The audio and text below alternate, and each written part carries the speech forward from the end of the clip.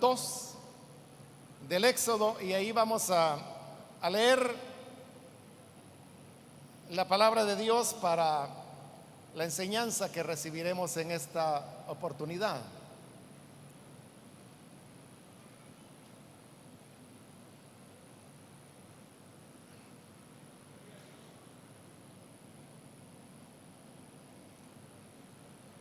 Dice la palabra de Dios en Éxodo capítulo 2, versículos 13 y 14.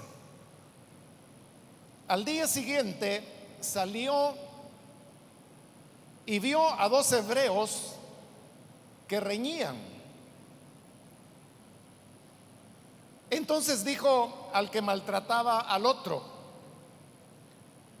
¿por qué golpeas a tu prójimo?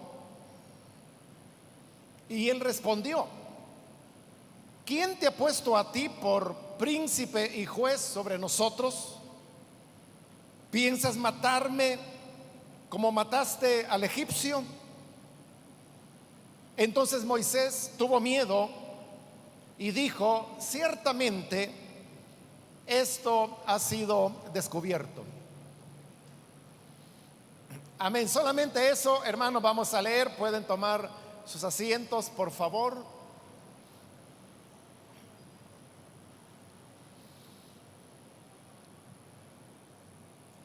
La lectura que acabamos de realizar se encuentra en los primeros capítulos de este libro de Éxodo, en los cuales se nos narra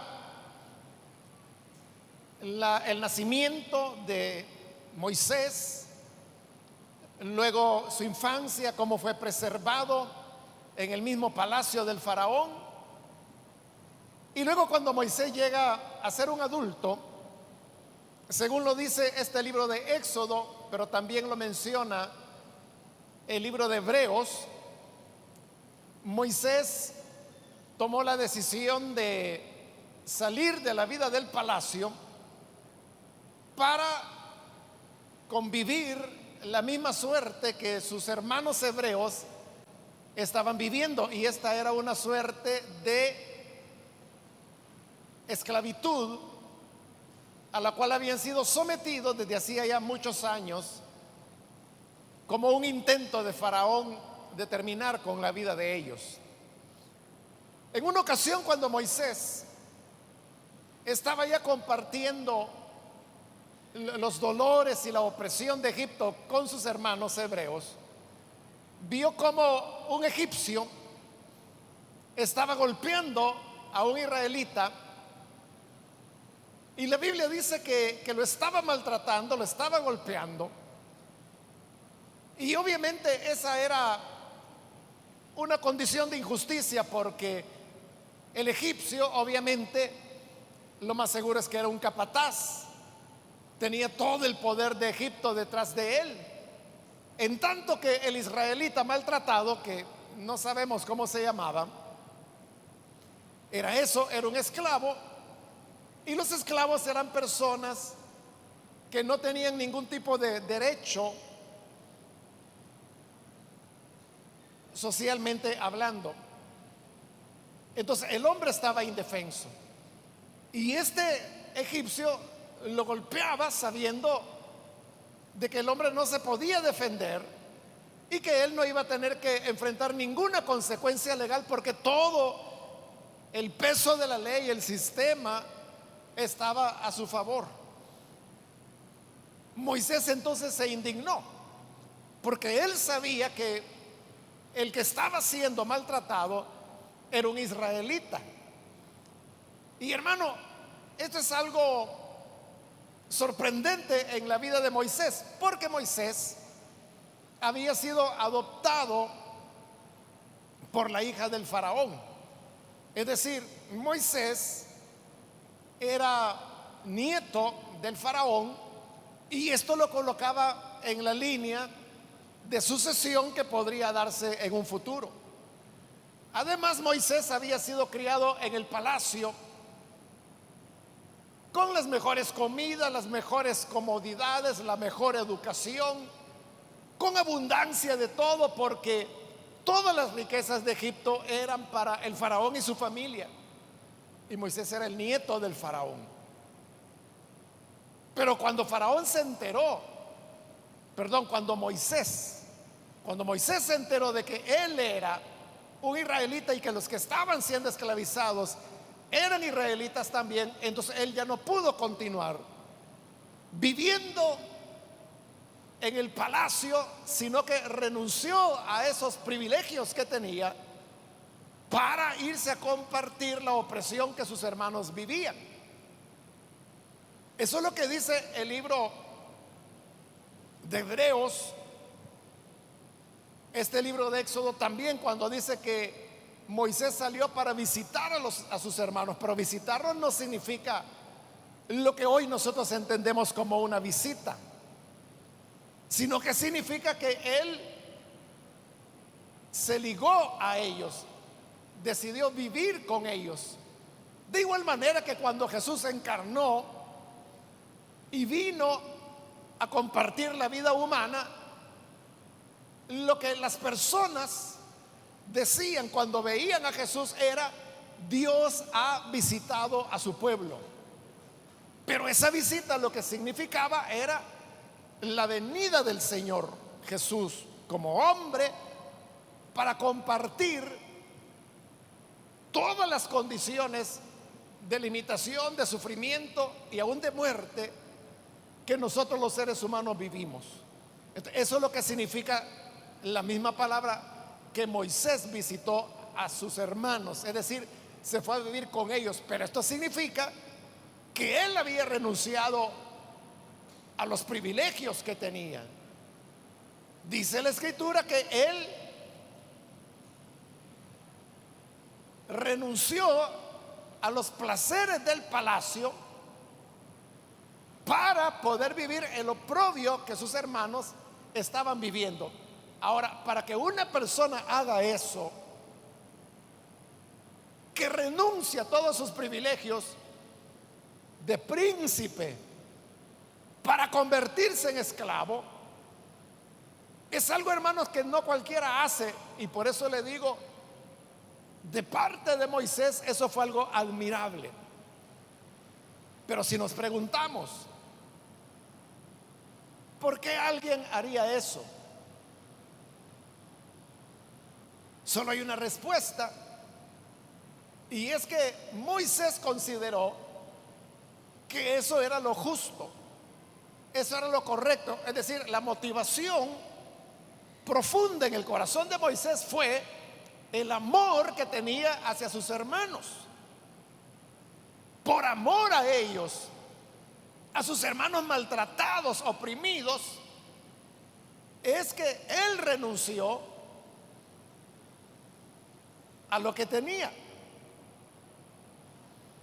Y ese mismo amor es el que lo llevó a indignarse cuando vio a este egipcio que estaba golpeando a uno de sus hermanos.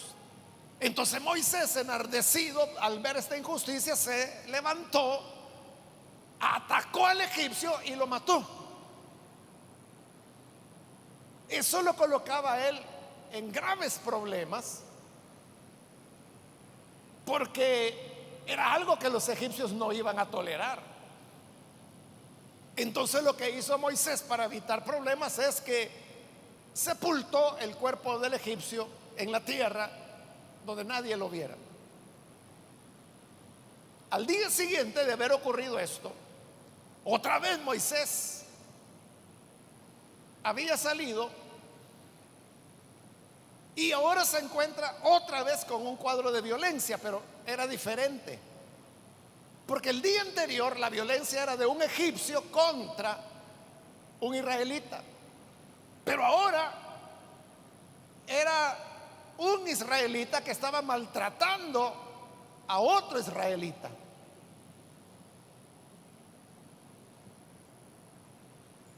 La misma acción que el egipcio había hecho contra el israelita es la que un israelita está haciendo contra otro israelita ahora. Entonces Moisés observa esto Y él veía al israelita que estaba golpeando y maltratando a otro israelita. Cuando Moisés vio esto, fue algo que le chocó. Le chocó porque él pudo haber pensado, y es la lógica, ¿verdad?,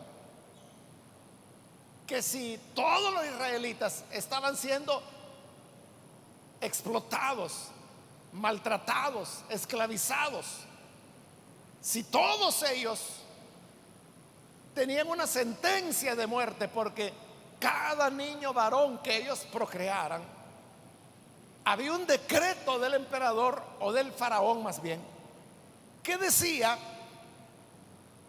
que estos niños, los varones, tenían que ser arrojados al río Nilo para que se ahogaran.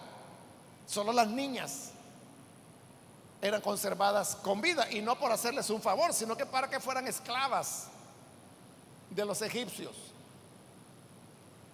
Entonces, si todos los israelitas estaban sometidos a esas condiciones de sufrimiento, de dolor, de maltrato, de sentencia de muerte para sus hijos varones, uno podría pensar que lo que debería haberse generado entre los israelitas era un espíritu de hermandad. Un espíritu de hermandad en el cual ellos dijeran: hombre, nosotros tenemos que estar unidos, porque el problema no está entre nosotros, el problema es el faraón, el problema son los egipcios, el problema son los que nos maltratan. Pero nosotros somos hermanos, compartimos el mismo infortunio, el mismo dolor, la misma esclavitud, la misma opresión. O sea, eso es lo lógico que uno pensaría, ¿verdad? Que debería haberse desarrollado unidad, hermandad entre compañeros de esclavitud. Pero no es así, sino que un israelita está maltratando al otro. Y uno diría: pero ¿por qué lo maltrataba? O sea, si el enemigo no es otro israelita, el problema no era él, el problema eran los egipcios. ¿Por qué atacas a tu hermano si el verdadero problema no es él? El problema son los egipcios. Por eso es que Moisés había atacado al egipcio, lo mató y lo enterró. Entonces Moisés no entiende lo que está pasando, se acerca y le llama la atención al israelita que estaba golpeando al otro, y le dice: ¿por qué golpeas a tu prójimo? Fíjese que él no dijo: ¿por qué golpeas a este hombre? No, lo que le dijo fue: ¿por qué golpeas a tu prójimo? Y al usar la palabra prójimo,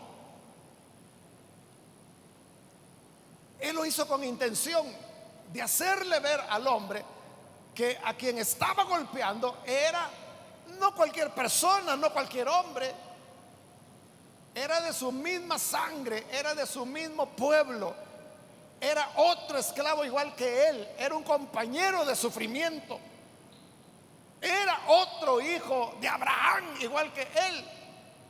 Es tu prójimo, ¿por qué lo golpeas? Cuando Moisés hizo esta pregunta,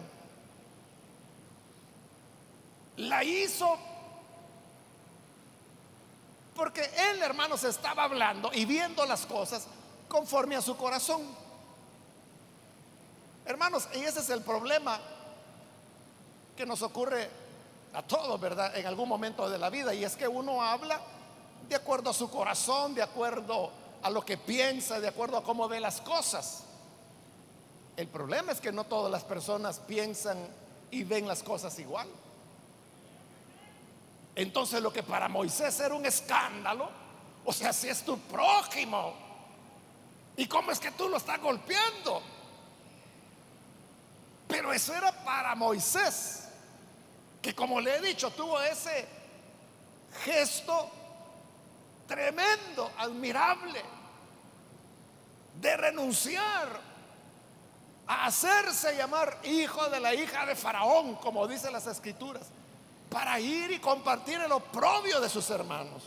Ese era el corazón de Moisés, ese era Moisés. Y por eso es que en la cabeza de Moisés no cabía que entre hermanos estuvieran haciendo lo mismo que los egipcios le hacían a ellos. Pero ese era Moisés. El problema era que este hombre maltratador, que le estaba haciendo a su prójimo lo mismo que él no quería que un egipcio le hiciera a él, pero él sí se lo estaba haciendo a su prójimo. Este viene y le responde a Moisés: ¿quién te ha puesto a ti por príncipe y juez sobre nosotros? Lo que le está diciendo es: tú no tienes ninguna autoridad. Tú no eres ni príncipe de los israelitas. Era un príncipe para los egipcios, un príncipe que había renunciado a esos privilegios, pero para los israelitas no. ¿Y quién te ha puesto como juez? Si los israelitas no tenían jueces porque eran esclavos todos. Y le tira todavía otra pregunta más a Moisés, que era como una amenaza, cuando le dice: ¿piensas matarme como mataste al egipcio? Como tú no eres ni príncipe ni juez, entonces ¿qué? ¿Vas a usar la fuerza contra mí como ayer la usaste contra el egipcio?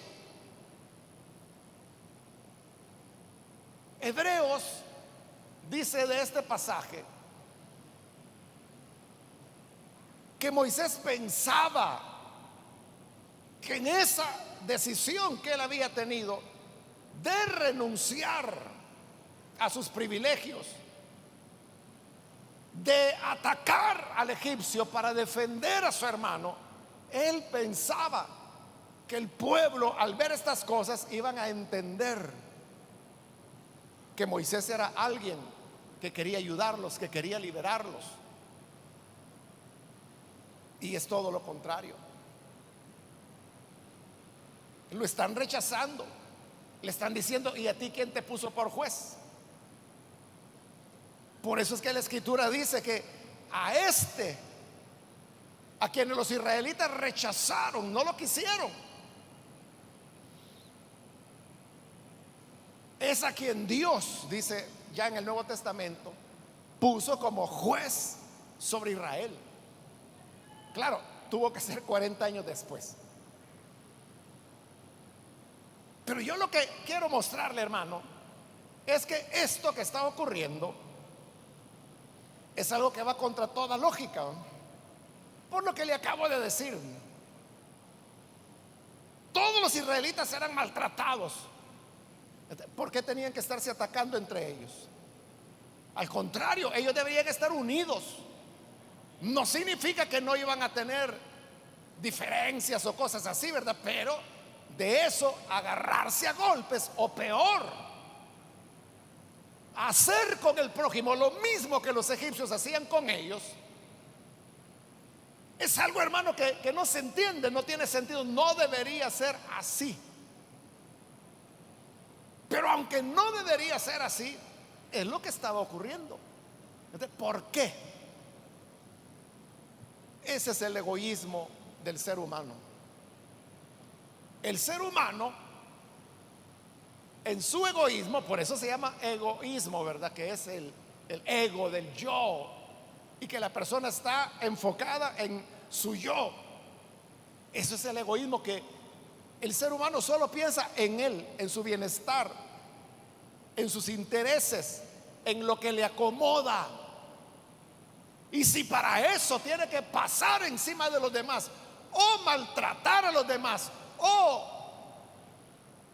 robar a los demás, lo va a hacer, porque lo que quiere es su interés. Y esto es lo que ocurrió con este hombre. Cuando Moisés le dijo: ¿por qué estás maltratando a tu prójimo? Hermano, esa era una pregunta que debió haber movido a ese israelita a un arrepentimiento. Moisés tenía la razón, hermanos. Si era su prójimo, ¿por qué tenía que estarlo atacando? Si el enemigo era otro, eran los egipcios, no sus hermanos.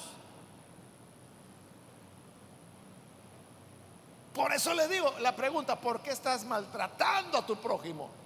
Eso debió haberlo llevado a un arrepentimiento y a una reflexión y a un cambio de vida. Y no, lo que hace es que le reclama a Moisés. Le digo: ¿y tú quién eres? ¿Tú quién eres para que me esté llamando la atención? ¿Acaso eres príncipe? No, no lo eres. ¿Acaso eres juez? No, tampoco. ¿Y entonces para qué me estás diciendo eso? ¿O es que me vas a matar como mataste al egipcio? Y eso, como le digo, ya lleva un tono de amenaza, porque es como decirle: yo vi que tú mataste al egipcio y sé dónde lo enterraste. Dime algo, tócame y a ver si yo no te acuso a ti. Y eso lo entendió Moisés muy bien, porque cuando este hombre le dijo: me vas a matar como el egipcio, Moisés se asustó y dijo: esto ya se supo, no quedó en oculto que maté al egipcio. Y llevado por ese temor es que Moisés, ahí es cuando toma la decisión mejor de irse de Egipto. Él se va de Egipto porque dice que, bueno, Éxodo dice que temió al faraón. Pero es interesante que allá en Hebreos dice lo contrario. Dice que Moisés no temió al faraón. Entonces, ¿cuál de las dos cosas es cierta? ¿Se fue por temor o no? El equilibrio sería esto: que Moisés tuvo temor a que este israelita lo denunciara, pero no solo eso, había otro sentimiento en Moisés, y era de decepción. Decepción de caer en la cuenta de que aquel pueblo por el cual él había renunciado a tantas cosas, a tantos privilegios, que esa lucha que él estaba llevando, que incluso lo había llevado a matar a un egipcio, no fuera reconocida, sino que al contrario se convirtiera en un arma para que sus mismos hermanos lo atacaran o lo amenazaran a él. Era como para que cualquiera dijera: hombre, yo matándome, entregando mi vida por esta gente, y esta gente ni siquiera me agradece. Por eso es que Moisés mejor decide irse, y en verdad se va por 40 años y no va a volver hasta que Dios le doble el brazo y le hace entender que tiene que regresar para cumplir con la misión que Dios tiene para él. Entonces, este es un fiel retrato de lo que es el ser humano. El ser humano es egoísta. El ser humano, con tal de verse beneficiado él, no le importa que las demás personas sean maltratadas. Es más, estaría dispuesto a participar de ese maltrato a su prójimo, con tal de él o ella salir beneficiado. Entonces, uno puede preguntarse si la esclavitud, la amenaza de muerte, el dolor, el sufrimiento, la explotación, la amenaza o sentencia de muerte para los hijos varones, si todo eso no lograba unirlos a ellos como hermanos que vivían la misma situación difícil, entonces, ¿qué los podría unir? Esa pregunta nos lleva a formularla de otra manera, y sería: ¿qué es lo que puede cambiar el corazón egoísta del hombre? Es solo la gracia de Dios. Solo la gracia de Dios es la que puede transformar el corazón de un hombre o de una mujer para que ya no esté pensando exclusivamente en él o en ella, sino que pueda ver a su alrededor, y que al ver a su alrededor pueda descubrir que hay otras personas, otros seres humanos, que son personas, que son su prójimo. La vida no puede ser vivida solamente en la línea de mi interés y lo que yo quiero y lo que a mí me beneficia. Eso es egoísmo que nos va a llevar, hermanos, a que al final todos terminemos perdiendo.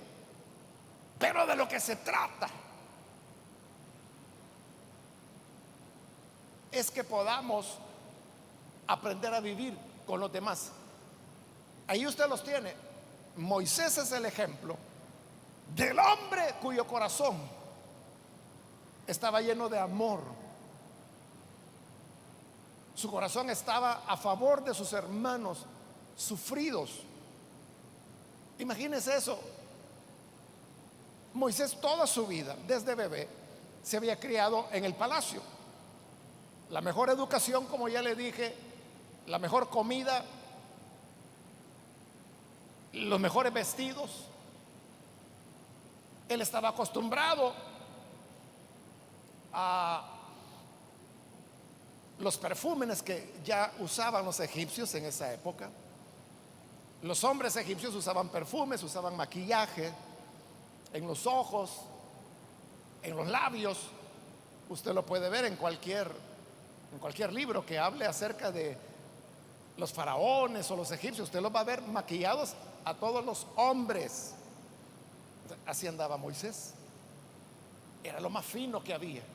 Y en cambio sus hermanos estaban esclavizados, trabajando, hermanos, ahí en el lodo, construyendo, haciendo ladrillo para construir las ciudades que el faraón quería. Ellos no tenían ni buena comida. Ellos no tenían ni oportunidad de bañarse tan a menudo. Ellos, hermanos, llevaban la vida de un constructor. Hoy en día un constructor termina su jornada y se va a su casa a descansar. Ahí come, ahí duerme, ahí se baña. Ellos no. Para ellos no había horario de salida y tampoco de entrada. Todo el tiempo tenían que estar trabajando. Entonces, esa decisión, hermanos, de Moisés, de abandonar el palacio, de abandonar las sedas, de abandonar los banquetes, de abandonar la vida fina para irse a vivir entre constructores, enlodados, sufrientes, enfermos, anémicos, que no podían ni leer porque eran esclavos, apestosos. Esa es la gente. Ese es el paso que él decidió dar. Y por eso le digo, allí tenemos en Moisés el modelo de un hombre que ama a su prójimo más que a sí mismo. Pero el otro que estaba golpeando al otro israelita, ese es todo lo contrario. Es el que está dispuesto a maltratar al otro, matarlo si es necesario, para agradarse él mismo. Ese cambio, ¿quién lo puede hacer? Le repito, es solo la gracia de Dios, solo la misericordia de Dios es la que nos permite ver a nuestro alrededor y reconocer quiénes son los sufrientes, quiénes son los que pagan los platos rotos, quiénes son los que siempre están en el suelo y nunca en la cama. Eso es lo que nosotros debemos ver e interesarnos por ellos, amarles. Y como Moisés, estar dispuestos a renunciar a nuestra comodidad. Moisés pudo haber dicho, no, yo aquí voy a tomar una posición neutral. Yo no lo voy a liberar, pero tampoco lo voy a molestar, no lo voy a maltratar. Así que tranquilo, aquí estoy, no me meto en nada, yo soy neutral. Él sabía que el amor no puede ser neutral. El compromiso con Dios, con Cristo, de ninguna manera puede ser neutral, porque Jesús no fue neutral, Juan el Bautista no fue neutral, los apóstoles no fueron neutrales, Moisés no fue neutral, Jacob no fue neutral, José no fue neutral, David no fue neutral. Nadie que realmente quiso hacer la voluntad de Dios fue neutral ante el pecado y la maldad del mundo? Nadie. Entonces uno puede decir, no, yo aquí tranquilo no digo nada, yo veo pero no digo nada, aquí vamos pasándola, ay, las cosas se van a componer, un día esto va a cambiar.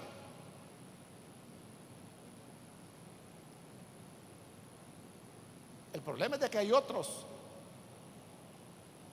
que, como Moisés lo vio, están siendo maltratados por los egipcios, están siendo estafados, están siendo engañados, se les está mintiendo. Y Moisés no podía estar de espectador nada más. Entonces dijo, no, yo renuncio al palacio y me voy con estos. Pero este otro fulano que maltrata a su hermano es hasta soberbio, pero cuando él le dice, lo cuestiona moralmente, ¿por qué estás golpeando a tu prójimo? Es tu prójimo. ¿Que no ves que es otro sufriente, otro esclavo como tú? ¿Que no ves que es otro al cual también lo azotan y tú lo estás maltratando? ¿Por qué lo haces? Era un cuestionamiento tremendo. Pero este soberbiamente le dice, bueno, ¿y tú quién eres? ¿Acaso te han puesto como príncipe o como juez para que me esté llamando la atención? ¿O me vas a matar como mataste al egipcio? Soberbio. Que el Señor nos ayude, hermanos, para que nosotros no tengamos un corazón así, malo, donde uno solo piensa en sí mismo, en sus ventajas, y nunca ve las carencias y los problemas que otros están viviendo. Que el Señor con su gracia nos ayude y nos dé un corazón, como Jesús dijo, que cumpla con la ley de Dios. Y el mismo Señor también dijo, toda la ley y todos los profetas, o sea, todo lo que la Biblia dice se resume en esto, dijo Jesús. Este es el resumen: amar a Dios con todo el corazón y al prójimo como a uno mismo. Que Dios nos permita tener ese corazón, porque en eso consiste el verdadero cristianismo y la verdadera comunión con Dios. Vamos a cerrar nuestros ojos, y antes de hacer la oración yo quiero invitar a las personas que todavía no han recibido al Señor Jesús como su Salvador. Pero usted ha escuchado hoy la palabra del Señor. Al oír la palabra, a lo mejor usted en su corazón ahora comprende que esto de servir al Señor es algo que no tiene que ver solo con una iglesia, con oraciones, con cantos. Tiene que ver con nuestra relación con el prójimo. ¿Cómo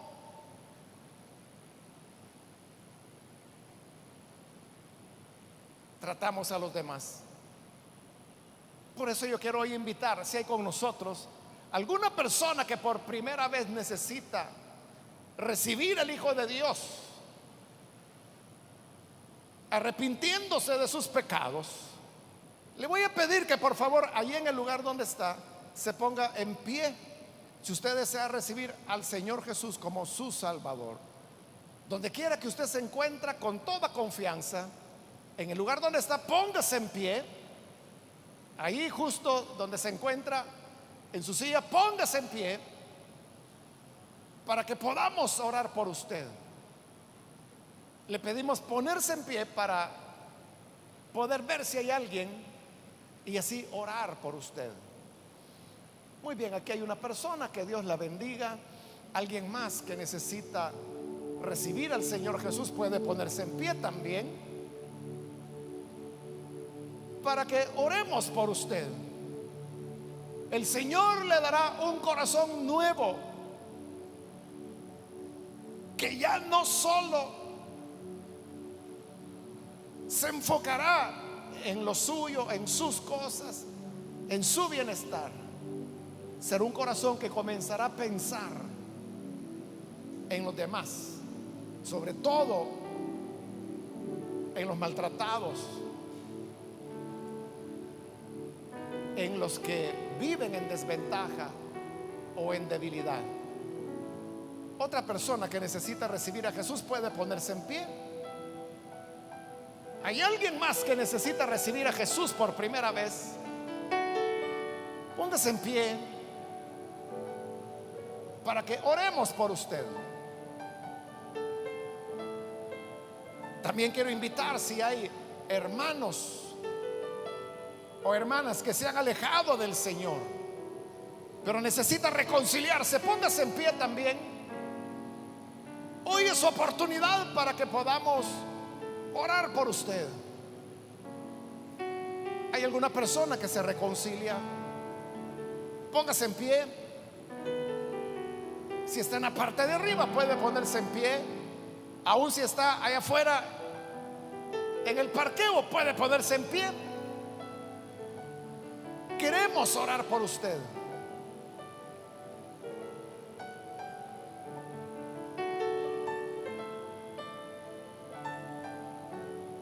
¿Hay alguien más? Hoy es el momento para venir a Jesús. Voy a hacer la última invitación. Si hay otra persona que hoy necesita venir a Jesús o reconciliarse con Él, póngase en pie y vamos a orar. Hágalo hoy, porque esta fue ya la última invitación que hice.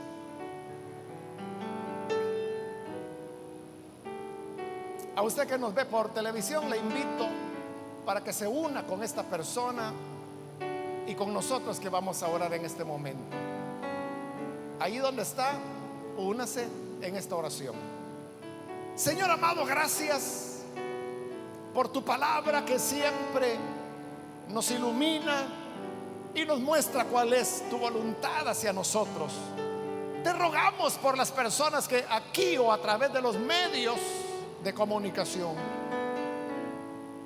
están recibiéndote como Salvador. Perdónales, dales vida nueva, regenérales y ayúdanos a todos para que no veamos solamente por nuestros intereses, sino que también veamos por el de los demás. Señor Jesús, ayúdanos a seguir el ejemplo de Moisés, de tu Hijo mismo, que dejándolo todo se encarnó para llegar a ser como uno de nosotros, y ya como hombre murió, y murió la muerte vergonzosa de la cruz. Ayúdanos para que nosotros también estemos dispuestos a llevar nuestra vida en función, no nuestra, sino que de los más necesitados y afligidos. Ayúdanos, Padre, para que así sea, porque esto es lo que a ti te agrada y es el ejemplo que nos diste en tu Hijo Jesús. Con tu fuerza, la inspiración de tu palabra y el poder de tu Espíritu, lo hemos de lograr. Por Jesús nuestro Señor, gracias te damos. Amén y amén. Aleluya. Amén.